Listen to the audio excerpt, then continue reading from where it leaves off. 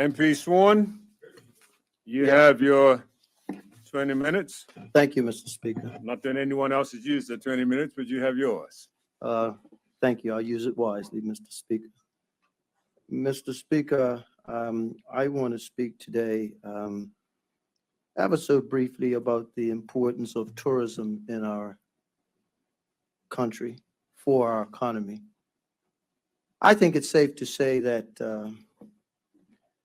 the presence of international business in Bermuda has been able to develop and thrive because of a very successful tourism industry that was cultivated in Bermuda. From the first Hamilton Hotel in 1861 to the Hamilton Princess in 1865 to the proliferation of hotels with Furnace Withy, developing St. George's Hotel, developing the golf courses there, which proved controversial for many families who were displaced in the process of doing so, with the development of Furnace Withy by the Bermudiana Hotel, which eventually went to Trust House Forte, Mr. Speaker. And so by time Bermuda started to really move into the international business in the 60s and 70s and really mushroomed up into the 80s, the hotel industry was a flourishing, Mr. Speaker. I remember as a young man coming into politics. I ran in 1983, and I remember sitting in places where some early legislation was introduced. I remember the Condominiums Act coming into play. And I believe I can safely say that the Condominiums Act came in probably around the early 80s. And Mr. Speaker, I just want to list, if I can, a few hotels that I remember. And I'm going to start from the west. I'm not going to start with 9 beaches that no longer exist. I'm not going to start there because that wasn't around in the period that I'm referring to. But I'm going to say to Lantana, very nice property. My mother worked there. Ledgelich was right next door, and a bit of Ledgelich still exists today. But Lantana, right next to where my Anderson family used to live, and that community is no longer exists today as a hotel. You had Somerset Bridge Hotel right across the street. Former Member of Parliament, the Honorable Walter Roberts, owned that property. I remember when my uncle, we took the boat across to the dock to take photos in the 1960s. I was very proud to be in that, to be just a shot sitting on the bow of the torn porpoise there in Scour for that photograph. That's now, I believe, apartments. Sonesta Beach, right down there in the valley, just below there, hosted a number of rooms for many years. It's now a beach club owned by the Hamilton Princess. Southampton Princess, which was opened in 1970, I declare my interest. Up there where the cycle shop was, my great-grandmother property was compulsory acquired to build that important hotel in 1970, around the same time that the St. George's the Holiday Inn was built in opened in 1970, right near where the St. Regis sits today. So like was replaced for like, and thankfully there is a hotel still there to replace one that was built in 1970. Might I add, there was a St. George's Hotel that was there that was back in the early 1920s that was built also by Furnace Withy, and a golf course that was there in Nine Hills. There were 2 golf courses in the St. George's town because the Garrison Hotel, the military, was there as well as Shore Hills out in Ferry Reach, which was another hotel that I omitted to put on my list. Horizons Hotel, I believe, is apartments today, some type of housing development there. I know people still play pickleball on the courts. Albert Beach, closed, 0 hotels, 0 rooms there. The Belmont was transformed into condominiums, although at some point we were expecting Belmont to be hotel rooms as well. There was combined with Newstead, so Newstead was also a cottage colony associated with Waterloo House and Coral Beach properties there with the Smiths, H.A.N.E. Smiths and all that, English sports shop connections, yes. My golf connections, I remember all that. Waterloo House is now office space, right? Maybe some rooms there too, yeah. Belmont Hotel, Glencoe down there in Soulcattle used to be a small boutique hotel, 0 rooms now. Bermudiana became an iconic office space. We can't fault the amount of contribution to Bermuda society, but that housed a very large hotel that I mentioned was built by Ferdinand Withy, 0 rooms today. Aerial Sands.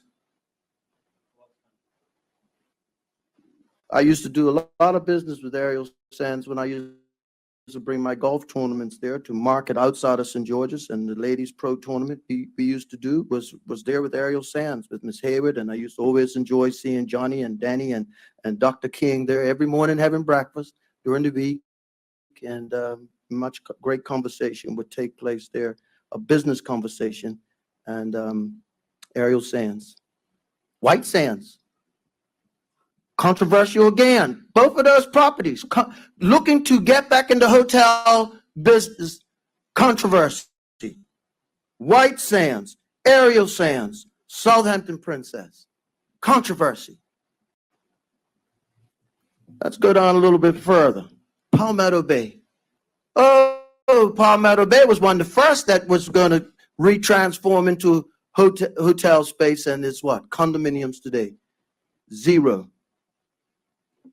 And the hotel in Hamilton Parish, owned by a family-owned hotel, was a small hotel. Clearview is now residences. Yeah, and I forgot. Well, thank you. You had Liberty Boy at that. That was some Coral Island, but before that it was Frascati, and there was a 9-hole golf course up there that became a housing development. I believe the opposition leader lives where a golf course once was. It was on the other side. What point am I making with all these hotel properties that gave rise to the Bermuda that we enjoy today? They no longer exist. They've moved over time into commercialization of residences one way or the other, or office space, without objection to sustainable thinking. The people that want to talk about sustainable development today weren't forward thinking to see that if you kept eroding the stock of hotel properties in this country and not replace like with like Aerial Sands is trying to do, White Sands is trying to do, Southampton Princess is trying to do, that we would come to a place where a country that was built on tourism, that employs more people, would have the problem it has today. And I would dare to say, anyone who lives in a condo participated in the erosion of what this country is built on, tourism.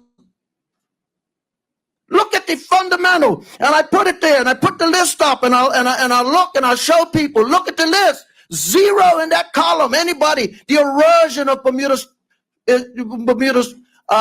tourism product is probably in the hands and feet of everybody who participated in that erosion, who may live in condos, who may have benefited from condos, who may have conveyed condos, who today want to stop the country from really looking at what it really needs to do to survive. We are in a critical stage when it comes to hotels. We even passed a law at one point in time when we were building the hotel industry. When we were building the hotel industry, when Furnace Withy was coming to Bermuda, we even had laws that prevented us from using hotels, from using cruise ships as hotels, so as not to compete with hotels. And then as we started dwindling down our stock to where now we have 0 base beds, really, we're closer to 0 than we were when we were at our heyday. And we got everybody objecting to anything that's on the table. And we wonder how we're going to come forward with solutions. I've always been saying, where are the solutions to this? One solution is we need hotel beds. And I know a little bit about the politics of no. Oftentimes I have conversations with Dr. Brown. It starts like this. Well, I'm up there teaching golf on number 17 at Belmont. Beautiful view overlooking Granaway Deep. And what's coming down there? A cruise ship looked like a speedboat going from Dockyard down through Two Rock through the islands. I'm saying, my gosh, I remember when it was so fashionable to tickle them up on building these fast ferries, how we could redivert. Where would we be without fast ferries? Where would we be without fast ferries? It was said in this very house today, Mr. Speaker.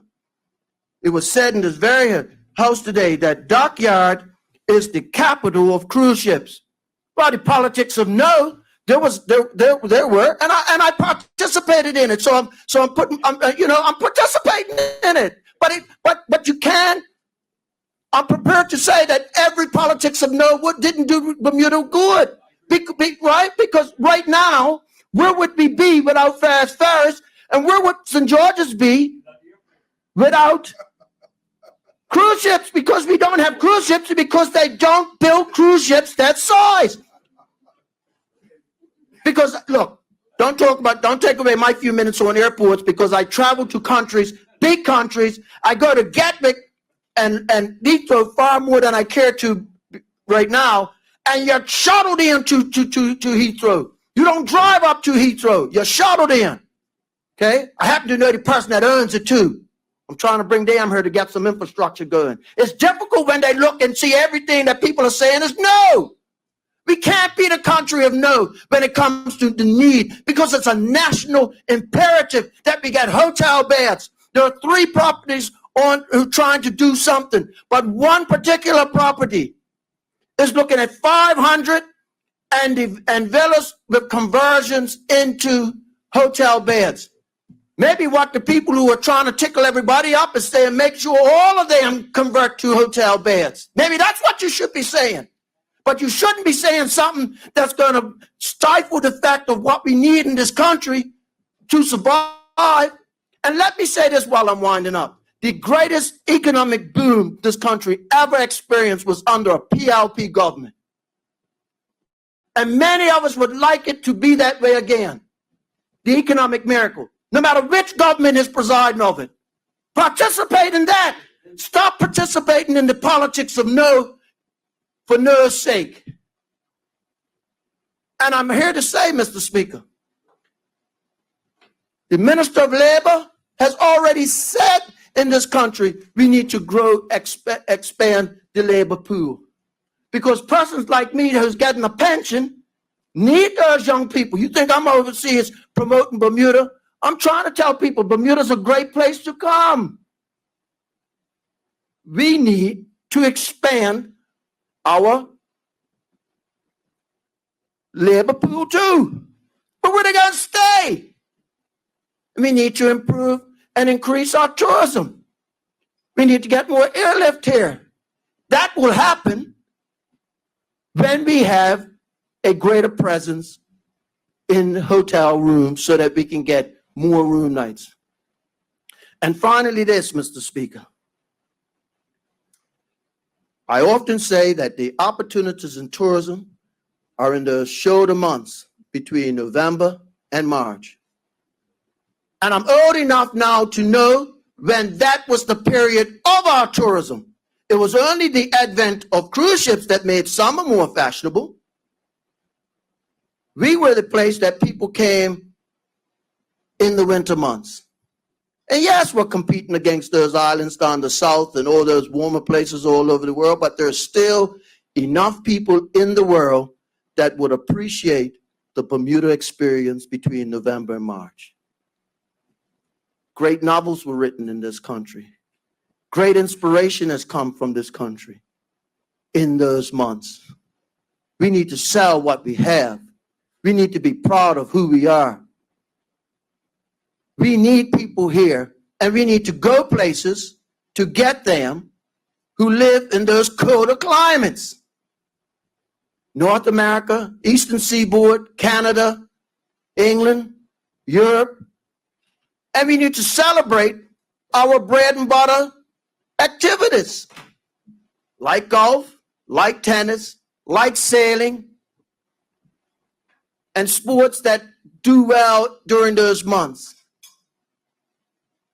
And like what the Minister of Education is promoting with signature schools and the like, my good friend, Minister Weeks, always talked about sports academy. Why not a sports academy for sailing in partnership with some of the Nordic countries or countries that participate in major? We have Sail GP. Why not have academies here connected with the schools? Why not have I'll tell you, I'm working on bringing an academy in connection with the PGA of England to have the winter home here. Why not? We've got to start partnering. And when we have that conversation in earnest, Mr. Speaker, they need to take some of our young people to their countries and do cross-pollination. It's not a one-way street, it's a two-way street, so that those young people make those relationships that I have today, so that 40, 30 years from now, they'll be still regenerating and passing it down the line. That's what we need to do in this country. And I'm encouraging the purveyors of no to change the tune, to find out how a no could be a solution rather than stifling, because we need those rooms ever so desperately. It depends. It depends. Our future depends on it. I need a little water. 2 minutes left, Kim. Yeah, I don't need 2 minutes. Mr. Speaker, I started this motion to adjourn on listing all those properties from east to west, from west to east in that order, who have closed to become residential units. Why? Because the country grew over that period of time. And in the process, our hotel beds have dwindled down to a quarter of what it was back in 30, 40 years ago. Such is the state that we don't have airlines to the extent, and the price is not competitive with other jurisdictions. That can change in a real way, Mr. Speaker, if we see greater beds in this country. I'm asking for folks to look for solutions. It's easy to say no, and it's easy to get people tickled up, but look at what the real difficulties are for this country. Thank you, Mr. Speaker. Thank you, MP Swan.